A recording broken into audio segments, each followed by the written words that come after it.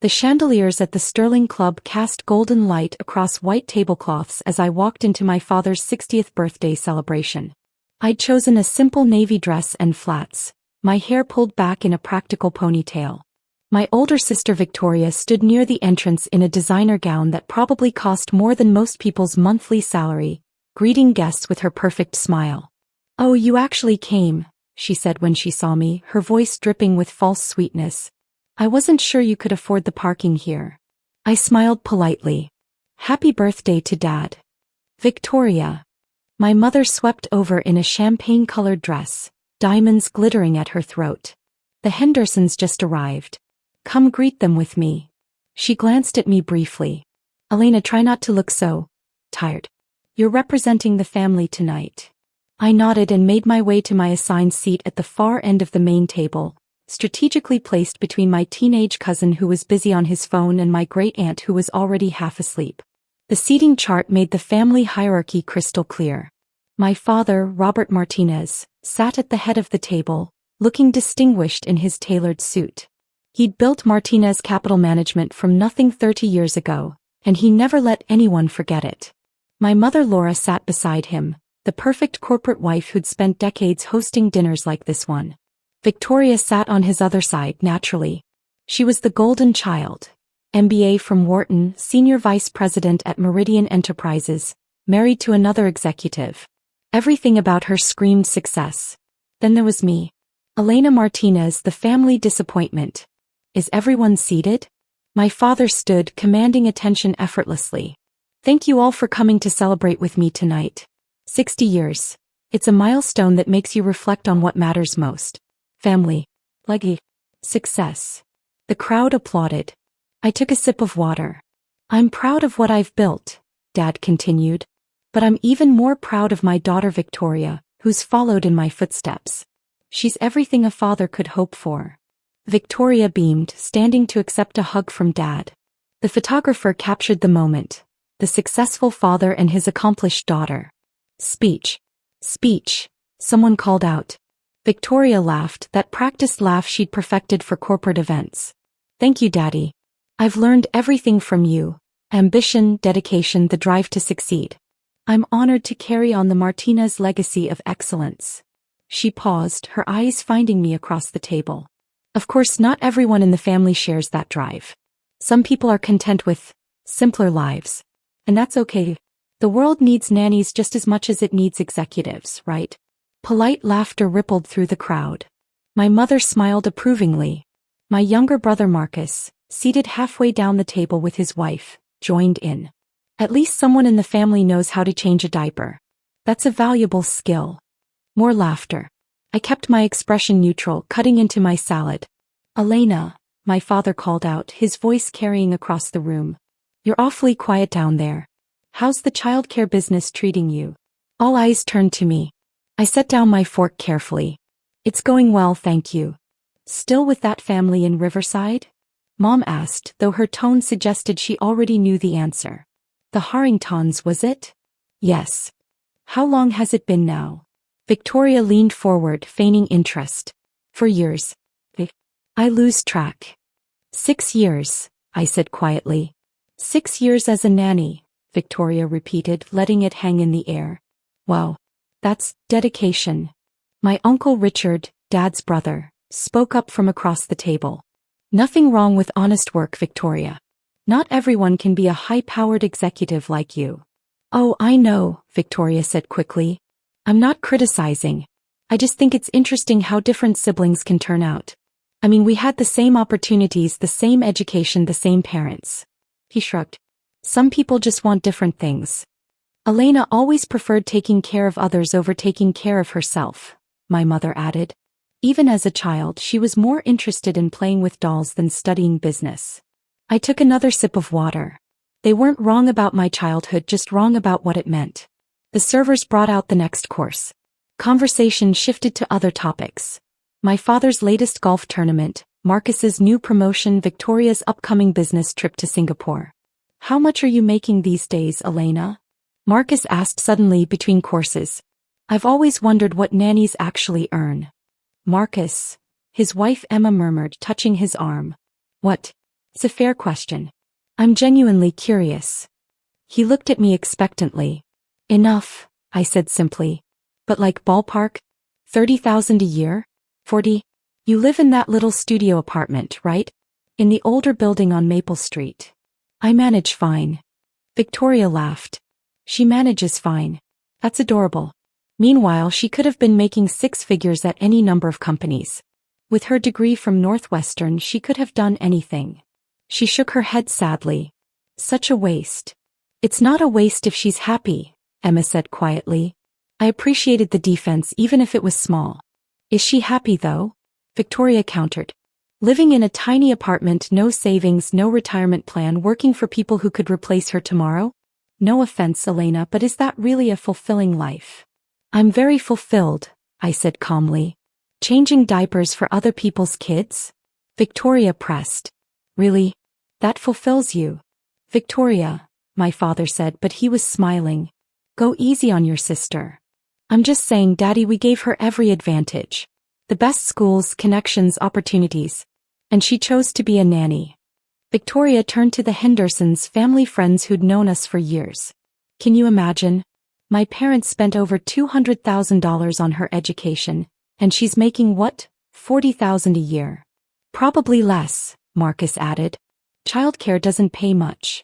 Mr. Henderson looked uncomfortable. Everyone finds their own path.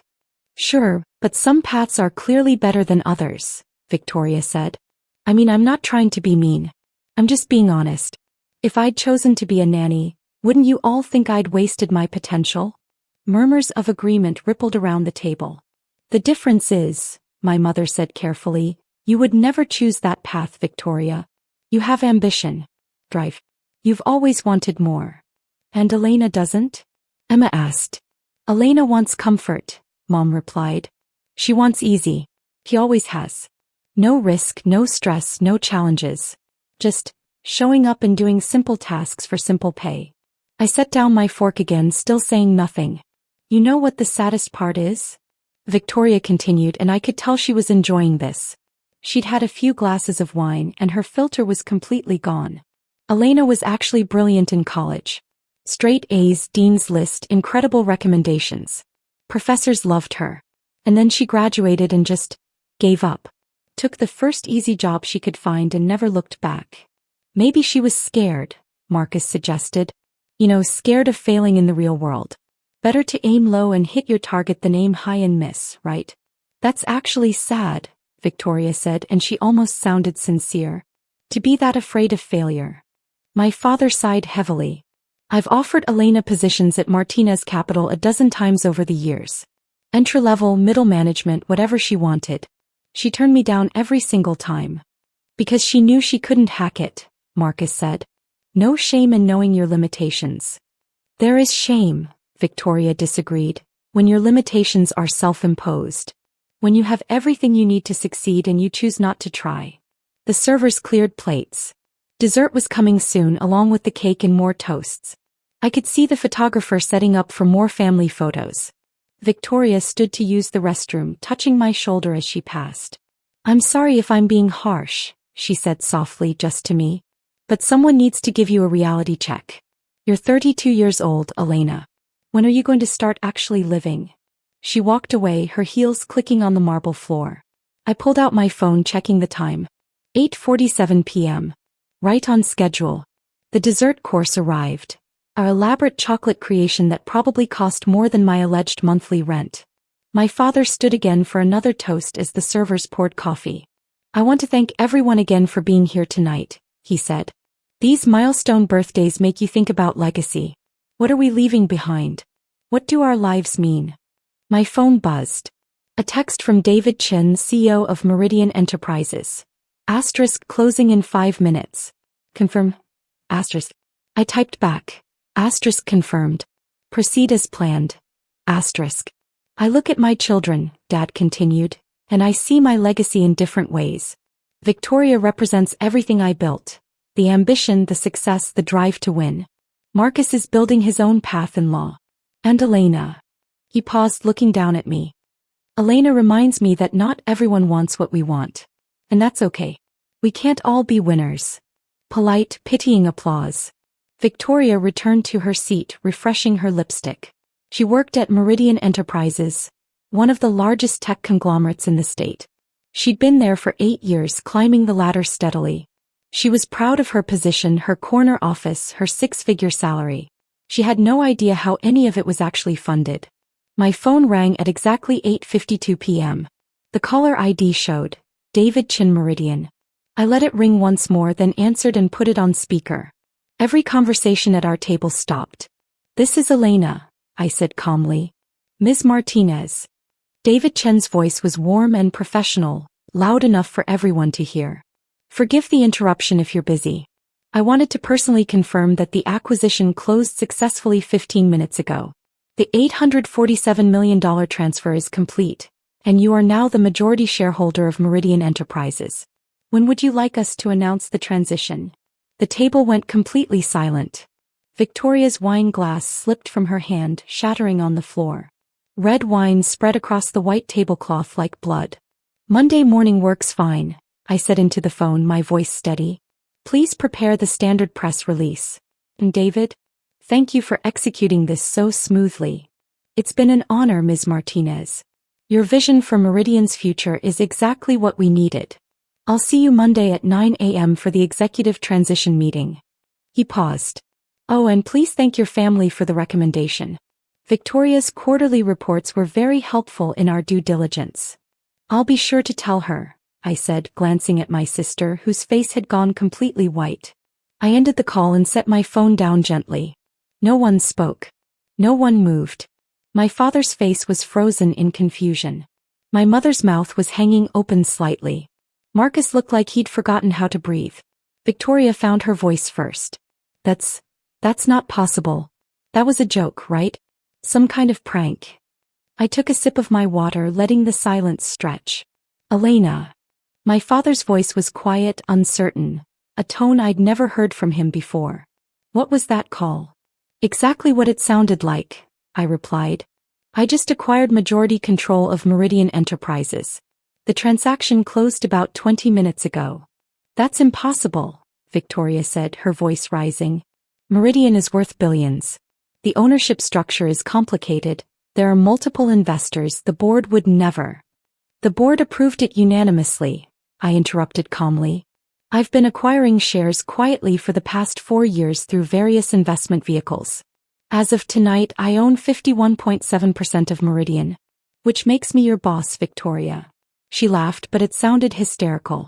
"This is insane. You're a nanny. You live in a studio apartment. You drive a 15-year-old Honda. You can't afford." "I can afford quite a bit, actually." I pulled out my phone again, opening my banking app and turning it so she could see the screen. Current liquid assets, $2.3 billion. That's separate from my real estate portfolio, my other business holdings, and the Meridian acquisition. My mother made a strangled sound. "You're lying," Marcus said. "This is some kind of scam. You probably hired someone to call pretending to be David Chin, CEO of Meridian Enterprises." I finished. "Feel free to call the company directly. The switchboard number is public." Victoria grabbed her own phone with shaking hands, searching for something. Her face went even paler as she found what she was looking for. There's a press release. Pre-scheduled for Monday morning. Meridian Enterprises announces new majority shareholder. It's in the corporate system. We got the memo this afternoon about a significant company announcement Monday. She looked up at me, her eyes wide. "This is real. Oh my God, this is real. Someone explain this to me," my father demanded, his voice sharp. "Elena, what the hell is going on?" I folded my hands on the table. "It's actually quite simple, Dad. Remember 6 years ago when I told you I was taking a position as a nanny for the Harringtons?" He nodded slowly. "The Harringtons own Harrington Tech Solutions. When I started working for them, I wasn't there to watch their children. I was there because Marcus Harrington wanted someone he could trust completely to help manage his personal affairs while he focused on expanding his business empire." I paused, making sure everyone was listening. "Marcus is worth about $8 billion. He doesn't hire nannies, he hires advisors, strategists, people he can trust with his most sensitive information. He hired me to manage his investment portfolio, his property acquisitions, his philanthropic ventures. Everything that needed to be handled discreetly. But you told us you were changing diapers, my mother whispered. I know. It was easier than explaining that I was managing a multi-billion-dollar investment strategy. I shrugged. And honestly, watching you all underestimate me year after year became kind of fascinating. Victoria was scrolling frantically through her phone. The shell companies. Oh God. Summit Holdings, Riverside Investments, Pacific Portfolio Management. Those have all been acquiring Meridian shares for years. We could never figure out who was behind them. That was you. 18 different investment entities, all feeding back to a parent company I established in my second year with the Harringtons. Marcus taught me well. The studio apartment? Emma asked quietly. I own the building, I said. All 42 units. I live in the penthouse, 5,000 square feet. The studio is what I told you. Easier than dealing with questions about how I could afford a penthouse. The old Honda? Marcus asked weakly. In storage. I usually drive a Porsche Taycan, but I keep something modest for family events. Can't have you asking uncomfortable questions. My father was staring at me like he'd never seen me before. $2.3 billion. Liquid. Give or take. It fluctuates with the market. And you've been working for Marcus Harrington this entire time? Working with him, I corrected. I'm his primary investment strategist. I've increased his portfolio by $2.1 billion in 6 years. In exchange, he mentored me, introduced me to the right people, taught me how to build real wealth. I smiled slightly. He also paid me extremely well. My annual compensation last year was $47 million. Victoria made a sound like she was going to be sick. 47 million, my father repeated numbly. Plus performance bonuses. Plus equity in various ventures. I took another sip of water. Marcus is actually here tonight, by the way. I invited him. He's at the bar watching all of this unfold. He thought it would be entertaining. I gestured across the room. Sure enough, Marcus Harrington, Silicon Valley legend, one of the richest men in the state, raised his glass to our table with a knowing smile. Oh my God, Victoria breathed. You brought Marcus Harrington to Dad's birthday party and didn't tell anyone? You never asked who I was bringing as my +1. The photographer was standing awkwardly to the side, clearly unsure whether to keep taking pictures. The other guests were pretending not to stare while obviously staring. My father cleared his throat. Elena, I think we need to talk. Privately. Actually, I don't think we do. I stood up, smoothing my simple dress. I came tonight because it's your birthday, Dad. I sat through dinner, listened to everyone explain how disappointing I am, how I wasted my potential, how I'm just a simple nanny with no ambition. I did that because I thought you deserved a nice birthday dinner before you found out the truth. The truth? My mother asked faintly. That your biggest disappointment is your most successful child. I picked up my purse. Victoria makes $340,000 a year at Meridian. That's good money. I respect that. But I made more than that last month in passive income from my real estate holdings alone. Victoria was crying now, mascara running down her cheeks. Marcus, I continued, looking at my brother, you're doing well at your law firm. You made partner last year. That's an achievement. But the building your firm leases? I own it. I bought it 3 years ago. Your rent checks go to one of my property management companies. He looked like he might faint. Mom, Dad, you've been very clear over the years about my failures. How I lack ambition. How I settled for mediocrity. How I'm not living up to the Martinez name. I slung my purse over my shoulder. But here's the thing. I've built more wealth in 6 years than Martinez Capital Management has generated in 30. And I did it quietly, without bragging, without needing everyone to know how successful I was. Why? My father asked, and for the first time he sounded genuinely hurt. Why hide it from us? Why let us think you were struggling? I considered the question carefully. Because I wanted to see who you all really were when you thought I had nothing. I wanted to know if you'd respect me, include me, value me for who I was rather than what I had. I looked around the table. Now I know. You don't. That's not fair, my mother protested. We love you. You love the version of me you wanted me to be, I corrected gently. The version that would have worked at Dad's firm, married someone from the right family, lived in the right neighborhood. You never loved the actual me, you just tolerated her because she was family. Victoria stood up, unsteady on her feet. Elena, wait. We can fix this. We can. Fix what? There's nothing broken. I'm exactly where I want to be. I smiled at her. By the way, Victoria, you're getting a promotion Monday. Vice President of Strategic Operations. $500,000 salary. You've earned it with your work. She blinked rapidly. What? You're actually very good at your job. Your quarterly reports are excellent. Your strategic thinking is solid. Under different circumstances, you'd probably have been promoted years ago, but the previous ownership structure was complicated. I pulled out my phone, showing her an email. David and I discussed it last week. You deserve recognition for your work. I don't understand, she whispered. I'm not doing this out of spite, Victoria. I'm not petty. I'm just done pretending to be less than I am to make you feel better about yourself. I looked at my father. Thank you for the dinner invitation. The food was excellent.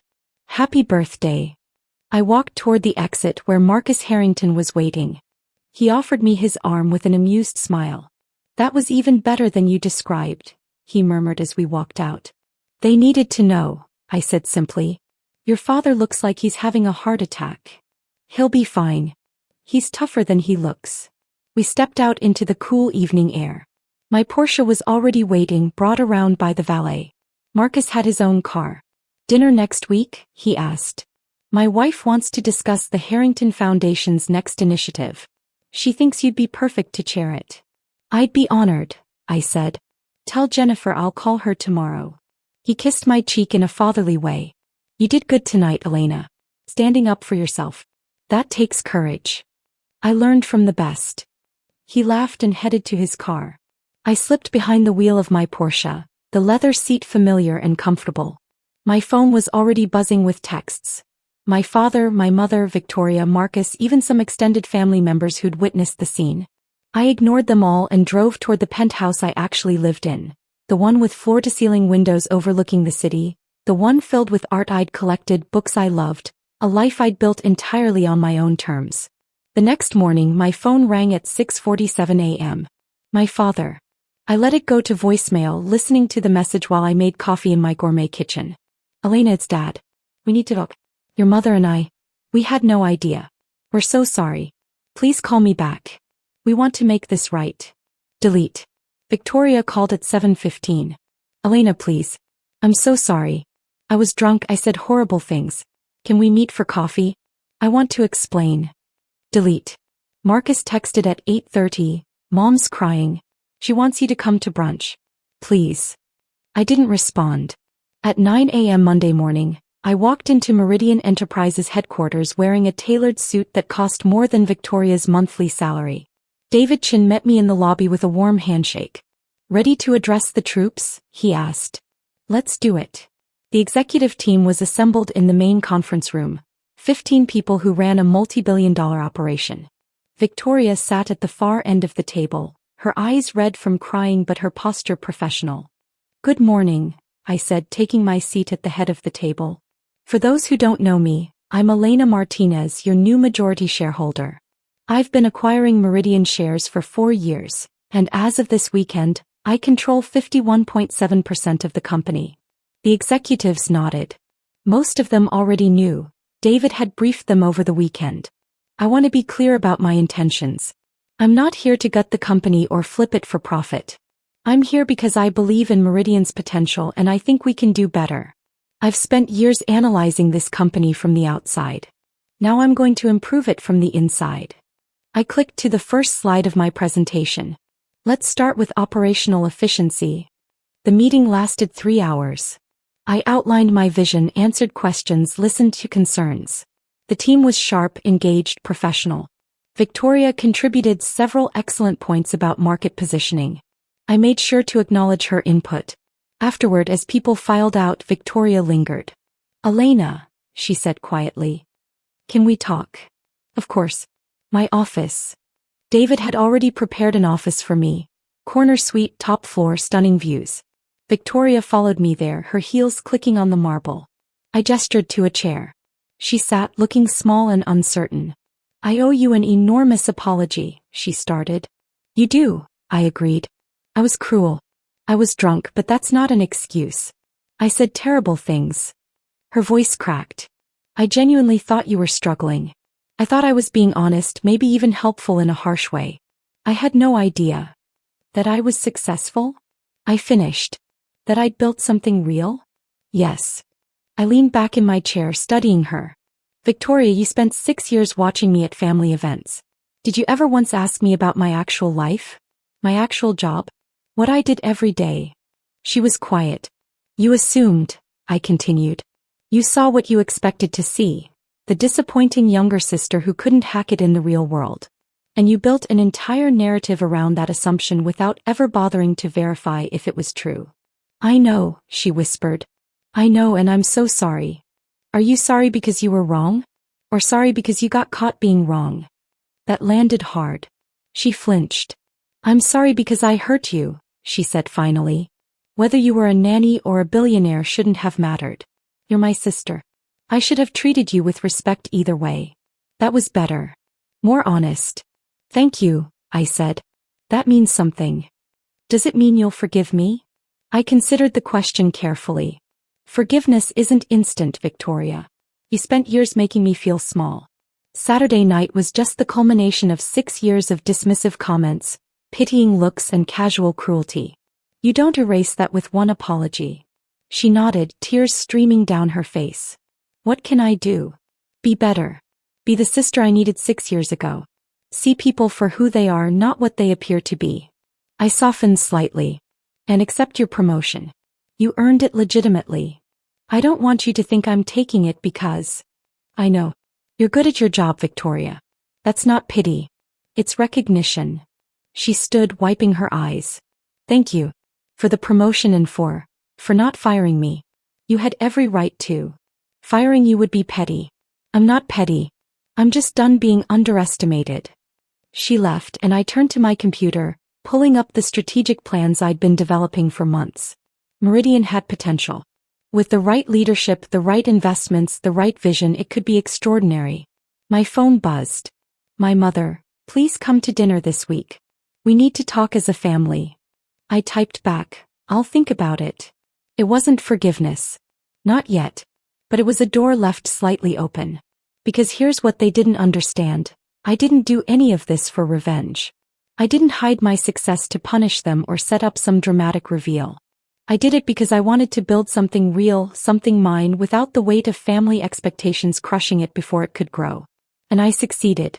Not despite being underestimated, because of it. When people think you're harmless, they don't watch you carefully. They don't question you. They don't interfere. They let you work in peace, building your empire one strategic move at a time. My family wanted me to be like them. Loud, obvious, eager for recognition. They couldn't understand someone who found power in being underestimated, strength in being overlooked. But now they knew. Now everyone knew. And tomorrow I'd wake up and keep building. Not to prove anything to them anymore, but because I loved what I'd created. That was the real victory. Not the money, not the power, not even the satisfaction of proving them wrong. It was the freedom to be exactly who I chose to be, without apology and without permission. The nanny who wasn't. The disappointment who became an empire. Elena Martinez, majority shareholder, billionaire, and finally, free.